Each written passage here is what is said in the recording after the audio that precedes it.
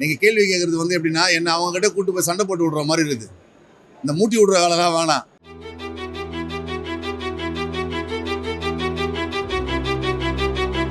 மாயன் movie இன்னைக்கு தேட்டரில் release ஆயிருக்கு.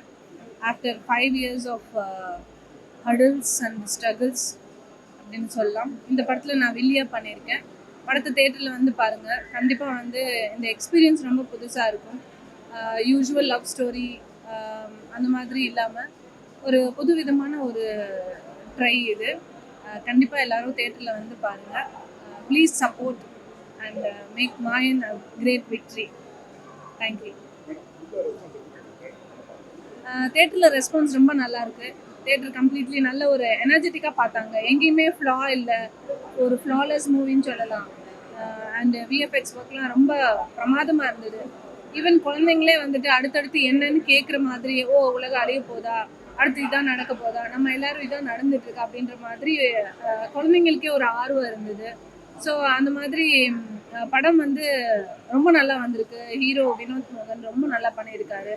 அந்த சிவன் மாதிரி அவர் பண்ணும்போது அந்த அந்த சீன்ஸ் ஒன்றும் அவர் பார்க்கும்போது அவர் ஐஸில் வந்து ஒரு ஃபயர்ஸ் இருந்தது.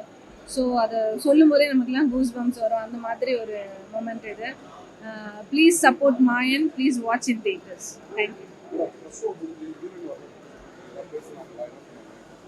அவங்க என்கிட்டலாம் பேசல, வரல, அவ்வளோதான். வரலன்றது ஒரு வருத்தமும் ஆதங்கமும் எனக்கு கண்டிப்பாக இருக்குது. எனக்கு மட்டும் இல்லை, டீமில் இருக்கவங்களுக்கும் இருக்குது. அது சினிமாவில் இருக்கவங்க ஒவ்வொருத்தருக்கும் இருக்கும்னு நினைக்கிறேன். ஏன்னா ஒரு வருஷம் ஃபுல்லாக படிக்கிறோன்னு வைங்களேன், அது எதுக்காகனா அந்த முழு பரீட்சை வரும், அந்த முழு பரீட்சையில் பாஸ் பண்ணாதான் அடுத்த லெவலுக்கு அவங்க போக முடியுன்றதுக்காக தான். ஸோ வருஷம் ஃபுல்லாக படிச்சுட்டு அந்த பரீட்சைக்கு வரலன்னா அந்த படித்ததே பயன் இல்லை இல்லையா? அது மாதிரி இந்த படத்தில் வந்து நடிச்சிருக்காங்க. வாங்குற காசுக்கு மரியாதைன்னு நான் சொல்ல வரல, நம்ம செய்கிற தொழிலுக்கு ஒரு தர்மம் இருக்குது. ஸோ வந்து படத்தோட எண்டு வரைக்கும், படம் ரிலீஸ் ஆகிறதுலேருந்து எல்லாத்துக்குமே ஹீரோ ஹீரோயின் அனைத்து நடிகர் நடிகைகளும் அந்த படத்துக்கு வந்து சப்போர்ட்டிவாக இருக்கணுன்றது என்னோட எண்ணம். ஸோ வந்து அதனால என்னோட ஆதங்கத்தை நான் தெரிவிச்சிருந்தேன். ப்ளீஸ் ஹீரோயின்ஸ் அண்ட் ஹீரோஸ் வந்து எப்போவுமே அந்த முக்கியமான தருணங்களில் அந்த படத்துக்கு இருந்து சப்போர்ட் கொடுக்கணும் அப்படின்றத என்னோட ஒரு வேண்டுகோளாக வச்சுக்கிறேன். நெகட்டிவ் ரிவ்யூஸ் இருக்க தான் செய்யும். நெகட்டிவ் ரிவ்யூஸ் வந்து நெகட்டிவாக இருக்கிற விஷயங்களை உண்மையிலேயே சொன்னால் பரவாயில்ல தான், அதை எடுத்துக்கணும். ஏன்னா நெக்ஸ்ட் மூவிக்கு வந்து அதை அப்கிரேட் பண்ணுறதுக்கு வசதியாக இருக்கும். பட் ஆனால் இன்றைக்கி வந்து அது வேணுக்குன்னே ஒருத்தரை தாக்கணுன்ற ஒரு வெறித்தனமாக பண்ணிகிட்டு இருக்காங்க, ஒரு வெஞ்சன்ஸ் வச்சுக்கிறாங்க. அண்ட் சினிமாவுக்கு பின்னாடி ஒரு அரசியல் கலக்கிறாங்க. ஸோ இந்த மாதிரியான காரணங்களுக்கால இந்த மாதிரி ரிவ்யூஸ் எல்லாம் வரதும் நம்ம இப்போ பார்க்குறோம் நிறையா. ஸோ அதெல்லாம் தவிர்த்தா இன்னும் சினிமா நல்ல ஒரு நிலைமையில வரும். தமிழ் சினிமாவில் மட்டும்தான் இந்த மாதிரிலாம் நடக்குது. ஸோ ஐ விஷ் இந்த மாதிரிலாம் இல்லாமல் சினிமாக்காரங்களும் வந்து உயிரை கொடுத்து தான் வேலை பார்க்குறாங்க. யாரும் வந்து ஈஸியாக சம்பாதிக்கல.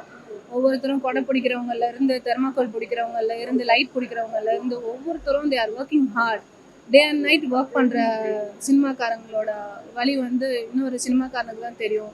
வெளியில் பார்க்குறதுக்கு அவங்களோட பகட்டு வாழ்க்கை தான் தெரியுது, நிறைய பேருக்கு அதோட வழி தெரியல. ஸோ என்னை பொறுத்த வரைக்கும் ப்ளீஸ் ஒரு ஹியூமனிட்டியோடு நடந்துக்கணும் அப்படின்னு நினைக்கிறேன். தேங்க்யூ. வணக்கம், என் பேர் மைத்ரேயா. இன்னைக்கு மாயனுடைய ப்ரிவியூக்கு வந்திருக்கோம். என் பையன் மைத்ரேயா. சரி, okay. First sorry, 10-15 minutes late ஆயிடுச்சு. தவிர்த்து ஒரு விஷயம். ஸோ அதனால் I can't two justice. But படம் பார்த்த வரைக்கும் பர்சனலாக சொல்ல போனால் டைரக்டர் ராஜேஷ் அவர் ரொம்ப வருஷமாக தெரியும். இந்த படம் வந்து இங்கே வந்து நிற்கிறதுக்கு எவ்வளோ பாடுபட்டீங்க வந்து நிற்கிறீங்க. ஸோ அதுக்கு ஃபஸ்ட்டு தேங்க்ஸ் சொல்லிக்கிறேன். மெட்டஃபாரிக்கலாக சில விஷயம் சொல்ல ட்ரை பண்ணியிருக்காங்க, அது பிடிச்சிருந்தது. எல்லாம் படைப்பும் முடிஞ்ச அளவுக்கு எல்லா படத்தையும் பார்க்குறோம். உழைப்புக்கு என்ன ஊதியம் கிடைக்கணுமோ கண்டிப்பாக கிடைக்கும். அந்த விஷயம் all the best. Please theatres வந்து பாருங்கள். ஒரு கருத்து சொல்ல ட்ரை பண்ணியிருக்காங்க டிஃப்ரெண்ட்டான விதத்தில். I really like you to support. Please theatres வந்து பாருங்கள். இது ஃபஸ்ட் டைம் நான் ஆடியன்ஸோட படம் பார்க்குறது. நல்லா இருந்துச்சு. ஸோ யாரும் முகம் போனலை. படம் பார்க்கும்போது எனக்கு கொஞ்சம் சந்தோஷமாக இருந்தது. எல்லாருமே கொஞ்சம் பாராட்டினாங்க. புரியல. ஓகே பார்க்கலாம். அனிமேஷன் வந்து வேற லெவலில் இருக்குது, கிராஃபிக்ஸ்லாம் வேற லெவலில் நல்லா ஒர்க் பண்ணியிருக்காங்க. அதை பற்றிலாம் கொஞ்சம் பாராட்டினாங்க. என்ன நிறைய ரிவ்யூ வருது. அது இல்லை, அது எல்லாரும் வந்து படம் பார்த்துட்டு போனாங்கன்னா எங்களை போல ஏழைங்கள்லாம் வாழ்வாங்க. எனக்கு அப்புறம் வர ஆர்டிஸ்ட்டுங்க எல்லாருமே நல்லா இருப்பாங்க. பெரிய படங்கள் வந்து ரொம்ப முக்கியமான ஒரு இது. ஏன்னா 10 பேர் செய்ய வேண்டிய வேலையில் வந்து ஒரு 500 பேர் போய் வேலை செய்வாங்க. அந்த தொழில் நல்லா இருக்கும். பெரிய படங்கள் வரவேற்கணும். பப்ளிக் வந்து நம்மளுடைய வேலை தெரியாது. இப்போ யூடியூப் வச்சு நடத்துகிறவங்க அவங்களுக்கு வந்து நம்மளுடைய வழி தெரியாது. அவங்களுக்கு அவங்க ரிவ்யூ பண்ணக்கூடாதுன்னு நான் சொல்ல வரல. அதை ஒரு 2-3 நாள் கழித்து பண்ணிக்கோங்க, ஒரு 10 நாள் கழித்து பண்ணிவிடுங்க. சந்தோஷமாக இருக்கும். வந்து படம் பார்த்துட்டு நல்லா இருக்குது நல்லா இல்லைன்னு பார்த்துட்டு போட்டுமே. பார்க்குறதுக்கு முன்னாடி சொல்லும் போது நம்ம பழப்பு போதில்லை. அது தொழிலாளிகளுடைய வழியை ஒரு தொழிலாளிக்கு தான் புரியணுவாங்க. அது மாதிரி ரிவ்யூ பண்ணுறவங்க அத்தனை பேரும் தொழிலாளியாக இருந்தால் கண்டிப்பாக எங்களுடைய வழியை புரிஞ்சுக்கணும். நான் உங்களை நீங்கள் எடுக்கக்கூடாதுன்னு சட்டம் போடுறதுக்கு நான் அதிகாரியும் கிடையாது, ஆளும் கிடையாது. நான் உங்களை மாதிரி ரொம்ப ஏழ்மையான ஆள். அடுத்த வேலை இந்த வேலை இருந்தால் மட்டும்தான் என் வீட்டில் வந்து அடுப்பெரியும். இல்லைன்னா பெருமுதலாளியின் ஆள் கிடையாது. நாங்கள் தொழிலாளிங்க. நாங்கள் என்ன மாதிரி நிறைய பேர் இருக்காங்க, 100 கணக்கில். அவங்கெல்லாம் வாழணும்னா நீங்கள் ரிவ்யூ கொஞ்சம் கம்மி பண்ணிட்டு படங்கள் கொஞ்சம் ஓடட்டும். பப்ளிக் படம் பார்த்துட்டு அவங்க ரிவ்யூ சொல்லட்டும். நீங்கள் போய் படம் பார்த்து ரிவ்யூ சொன்னதுக்கப்புறம் உள்ளே வர்றது பெரிய வருத்தமாக இருக்குது. அது எங்களுடைய அடி வயிற்றில் கை வைக்கிற மாதிரி இருக்குது. தயவுசெய்து யூடியூபர்ஸ் எல்லாருமே, என்னுடைய சக தோழர்கள் எல்லாருக்கும் நான் வந்து வேண்டி விரும்பி கேட்குற ஒரே ஒரு விஷயம், நீங்கள் பண்ணக்கூடாதுல்ல, பண்ணுங்கள். ஒரு 10 நாள் கழித்து பண்ணுங்கள். இந்த படத்துக்கான கூடுமான அளவுக்கு ஓரளவுக்கு ப்ரொடியூசர் காப்பாற்றப்பட்டார். அடுத்த ஒரு ஜென்ரேஷன் வந்து அடுத்த ரொம்ப இதுவாக இருக்கும். ஆனால் படங்களும் நல்லா இருக்கும், ஆக்டிவாக இருக்கும். நிறைய படங்கள் பண்ணுவாங்க. ஓட்ட முதல் வந்துடுது, போதும் லாபம் இல்லைனாலும் அப்படின்னு நினச்சி வருவாங்க. தொழிலாளிகளும் நல்ல அடுத்த லெவலுக்கு போவாங்க. ஸோ சினிமா நல்லா வரணும்னா நீங்கள் கொஞ்சம் எங்களுக்கு பார்த்து கொஞ்சம் எங்கள் சைட்லேருந்து என்னோடய சூழல் புரிஞ்சு பேசுங்க. அது மட்டும் போதும், வேறு ஒன்றும் இல்லை. நான் திரும்பவும் சொல்கிறேன், நான் அவங்கள பண்ண வேணாம்லாம் சொல்லலை. நீங்கள் கேள்வி கேட்குறது வந்து எப்படின்னா, என்ன அவங்ககிட்ட கூட்டு போய் சண்டை போட்டு விடுற மாதிரி இருக்குது. இந்த மூட்டி விடுற வேலைலாம் வேணாம். நான் அவங்கள வேண்டி விரும்பி என்ன கேட்டுக்கிறேன்னா, அந்த படமாக இருந்தாலும் இந்த படமாக இருந்தாலும் சரி, ரிவ்யூ பண்ணுறது வந்து ஒரு காலத்தில் படம் எப்படி 200 நாள் 300 நாள் ஓடிச்சு. எல்லோரும் தேட்டருக்கு போய் படம் பார்த்தோம், சந்தோஷமாக இருந்தோம். இன்றைக்கி அப்படி இல்லை. எல்லார் வீட்டுக்கும் ஒய்ஃபை கனெக்ஷன் இருக்குது, எல்லாருக்கும் டிவி இருக்குது, யூடியூப் இருக்குது, அடுத்தது வந்து நெட்ஃப்ளிக்ஸ், அது இதுன்னு ஊர்பட்ட சேனல்ஸ் இருக்குது. ஆனால் எங்களுடைய தொழில் கொஞ்சம் நீங்கள் யோசிங்க. அந்த இடத்துல இருந்தால் நான் பேசுகிறேன். அவங்களுக்கு நான் எதிரி இல்லை. நீங்கள் திருப்பி விடாதீங்க. அமரன் படம் ஓகே, இது ஓகே இல்லைன்ட்டு என்னை மாட்டி விடுற வேலையை நிறுத்துங்க முதல் தயவுசெய்து. என்ன மாதிரி தொழிலாளி, நீங்க எங்களை மாதிரி தொழிலாளி தானே. ஸோ நீங்கள் புரிஞ்சுக்கங்க ப்ளீஸ். அவங்க கொஞ்சம் அட்ஜஸ்ட் பண்ணி ஒரு 10 நாள் கழித்து பண்ணாங்கன்னா நல்லா இருக்கும்னு நாங்கள் நினைக்கிறோம். படம் நல்லா வரணும், பப்ளிக் பார்த்து சொல்லட்டும். அடுத்த ப்ரொடியூசர் வருவாங்க, படம் பண்ணுவாங்க.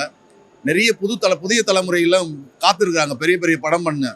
அந்த டைரக்டருங்கெல்லாம் வழி வேணும், இடம் வேணும், நிறைய படைப்புகள் வர வேணும். அதனால தான் சொல்கிறேன், தயவுசெய்து கொஞ்சம் எங்களுக்காக, வேறு ஒன்றும் இல்லை. படம் நல்லா இருந்தது. ஸோ உங்களுக்கு எல்லாருக்கும் என்னுடைய நன்றி.